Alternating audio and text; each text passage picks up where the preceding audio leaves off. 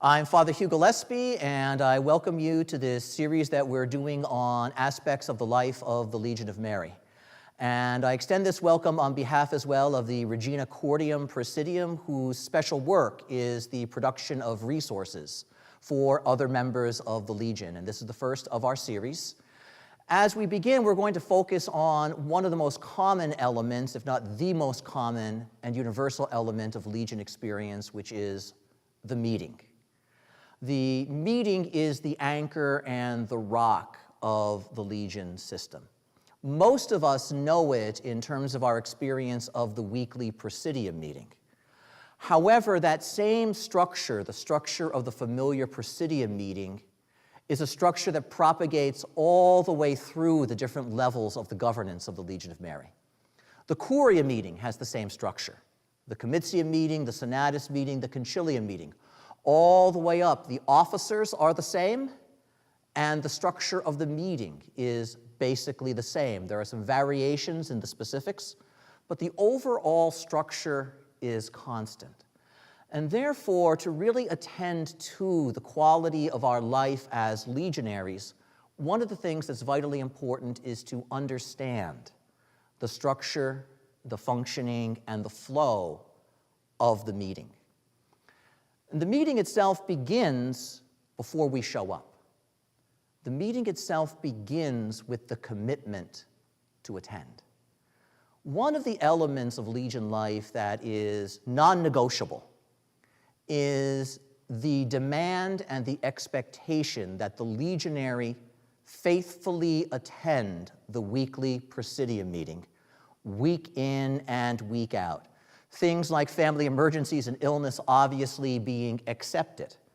But the expectation in the system is that the Legion meeting is a priority, and that schedules are changed or adjusted so that we can make the weekly Praesidium meeting.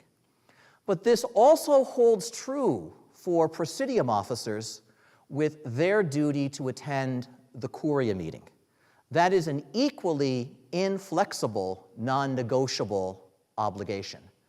In fact, the primary role of every officer in the Praesidium, the primary function, the first job description as given in the handbook, is loyalty to and participation in the functioning of the higher council, which means as grave, as important as the obligation of the weekly meeting is for the rank and file active members of the Legion, equally binding and equally important is the usually monthly commitment to attend the Curia meeting on all of the officers of the Praesidium.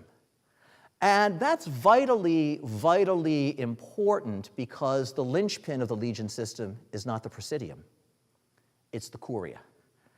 And it's this relationship between Praesidium and Curia, the next higher council, which really governs how well the Legion will function in any part of the world. The handbook itself says the state of the Legion must be considered to be precarious until a Curia is established in any given area. And that's remarkable. It says Praesidia are not enough.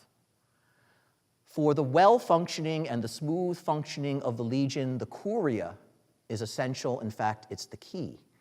And the primary obligation of the Praesidium officers is participation in the Curia, and then as representatives of the Curia, to attend to the governing of the Legion locally.